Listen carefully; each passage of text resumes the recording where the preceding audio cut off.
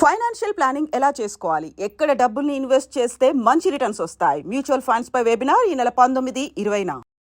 Hi hello నమస్తే, welcome back to our channel. ఈరోజు మనతో ఉన్నారు ఆంఫీస్ సర్టిఫైడ్ మ్యూచువల్ ఫండ్ డిస్ట్రిబ్యూటర్ అలాగే ఫైనాన్షియల్ అడ్వైజర్ అయిన పద్మజ గుడివాక గారు. మ్యామ్తో మాట్లాడతాం.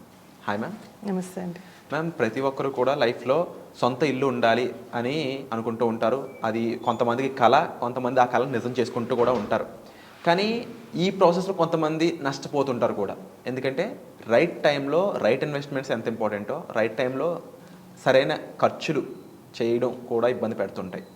అనవసరమైన హోమ్ లోన్స్ తీసుకొని ఒక 50 లక్షలు లోన్ తీసుకుంటే దానికి ఇంకో 50 లక్షలు ఇంట్రెస్ట్ కట్టే సిచ్యువేషన్లో ఉన్నాం ఇప్పుడు. సో ఇలాంటి పరిస్థితుల్లో ఉన్న వాళ్ళు అసలు ఫైనాన్షియల్గా ఎప్పుడు ఇల్లు కొనవచ్చు, ఫైనాన్షియల్గా ఎంత స్ట్రాంగ్గా ఉంటే ఇల్లు కొనవచ్చు చెప్తారా? తప్పకుండా అండి. ఇది చాలా ఇంట్రెస్టింగ్. ఎప్పుడు ఎందుకంటే చాలామంది లోన్స్ అన్నది మేజర్గా తీసుకుంటూ ఉన్నారు. సో మనకు ఒక సింపుల్ థంబ్ రూల్ ఉందండి ఫైనాన్స్లో, that is called 5, 20, 30 and 50. This is a thumb rule. ఇది 5 అంటే ఏంటి అంటే మీరు మీ యొక్క annual income into 5 times should be your cost of home loan. అంటే మీరు ఎంత హోమ్ లోన్ తీసుకోవాలి, 5 into 5 times of your annual income ఏదైతే ఉందో అది మీరు హోమ్ లోన్ కింద తీసుకోవచ్చు. And at the same time 20 అంటే tenure should be repayment tenure అన్నది మనము ఓన్లీ 20 years పెట్టుకోగలగాలి. Okay. And the second thing 30 అంటే మన యొక్క టోటల్ ఈఎంఐ కాస్ట్ ఏదైతే ఉంటుందో పర్ మంత్ 30% కన్నా ఎక్కువ ఉండకూడదు.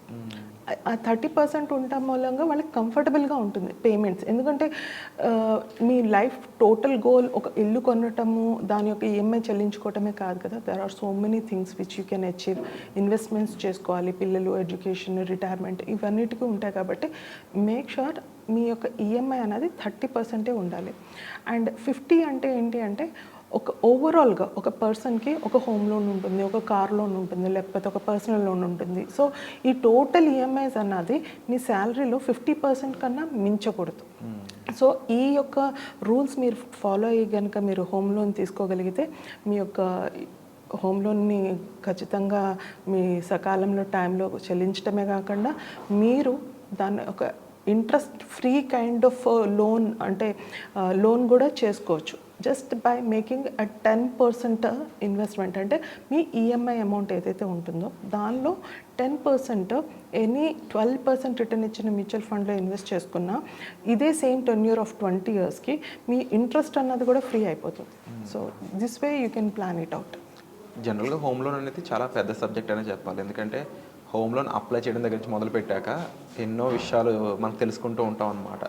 ఇంట్రెస్ట్ రేట్ అనేది దగ్గర నుంచి మొదలుపెట్టి అది మళ్ళీ మన సిబిల్ స్కోర్ ఎంత ఎఫెక్ట్ అవుతుంది, దాని ద్వారా ఎంత టైము, ఎంత టెన్యూర్ పడుతుంది, ఆ టెన్యూర్లో మళ్ళీ ప్రీ క్లోజింగ్ ఏమైనా చేయొచ్చా, ప్రీ క్లోజింగ్ చేస్తున్నప్పుడు ఏమన్నా మళ్ళీ ఇబ్బంది అవుతుందా, ఆ పేమెంట్స్ ఎలా ఉంటాయి. ఇలా ఒకసారి లోన్ తీసుకునే ముందు లిటరల్లీ మనం ఒక సెటన్ టైం పీరియడ్ పాటు ఒక బ్యాంక్తో రిలేషన్లో ఉన్నట్టే.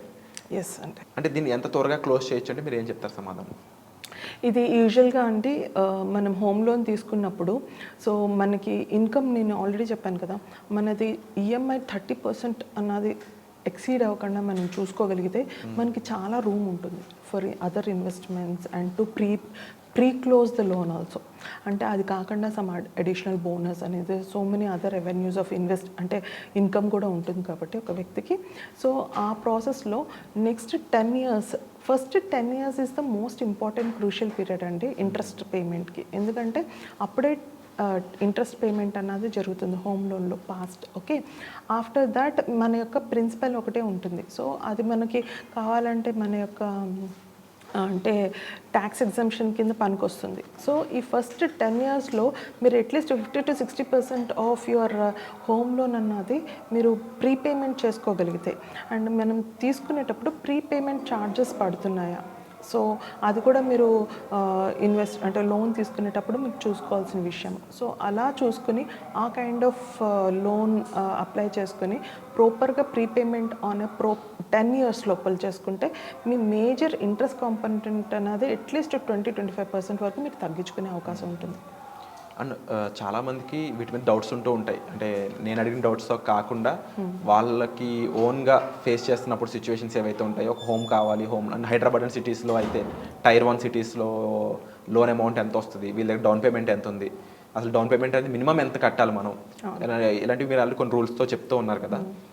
దీనికి సంబంధించి ప్రాపర్ ఇన్ఫర్మేషన్ ఇస్తూ ఏదైనా వర్క్షాప్ కానీ ఇన్ ఫ్యూచర్లో కండక్ట్ చేసే స్కోప్ ఉందా? డెఫినెట్లీ అండి. We can conduct one workshop ఎక్స్క్లూజివ్గా ఏవైతే మోస్ట్లీ ఇంపార్టెంట్గా అంటే జనాల నుంచి మనకి ఎలాంటి క్వశ్చన్స్ వస్తున్నాయి, ఎలాంటి సమస్యలతో వాళ్ళు ఉన్నారు అన్నది మన దగ్గర కనుక రీచ్ అయితే కనుక డెఫినెట్లీ ఆ యొక్క క్వశ్చన్స్ని అడ్రస్ చేస్తూ మనం ఒక కండక్ట్ కూడా చేయొచ్చండి డెఫినెట్లీ. అండ్ మీకు ఒక చిన్న ఎగ్జాంపుల్ ఇస్తాను. ఫర్ సపోజ్ ఒక పర్సన్ ఒక 1 crore ఓకే హోమ్ తీసుకుందామన్న ఒక థాట్ ప్రాసెస్లో ఉన్నాడు. ఇప్పుడు మనం ఇదే యొక్క రూల్ అప్లై చేస్తే కనుక and he's earning 1 lakh per month. Okay, so ఆయన యొక్క యాన్యువల్ ఇన్కమ్ బేసిస్ మీద చూస్తే ఆయన అప్ టు 60 lakhs హోమ్ లోన్కి వెళ్ళొచ్చు. So 60 lakhs home loan and 40% అన్నది ఆయన డౌన్ పేమెంట్ కింద ప్లాన్ చేసుకోవచ్చు. సో దిస్ వే అంటే జస్ట్ ఎగ్జాంపుల్ ఇస్తున్నాను సో దట్ మీకు ఇంకా క్లియర్గా అర్థమవుతుంది అనేసి. సో ఈ విధంగా మనం ఒక ఇండివిజువల్కి ప్రతి ఒక్కళ్ళు యూనిక్ కాబట్టి వాళ్ళే సమస్యలు తీసుకుని వస్తే దాని ప్రకారంగా మనం సమాధానం చెప్పచ్చు. Wonderful ma'am. సో మీకు ఎలాంటి డౌట్స్ ఉన్నా హోమ్ లోన్కి సంబంధించి మీరు ఎలాంటి ఇష్యూస్ ఫేస్ చేస్తున్నా వీటన్నిటిపై కూడా ఒక క్లారిటీ అనేది మ్యామ్ మీకు అప్కమింగ్ వర్క్షాప్లో డీటెయిల్గా ఇస్తారు. Thank you so much.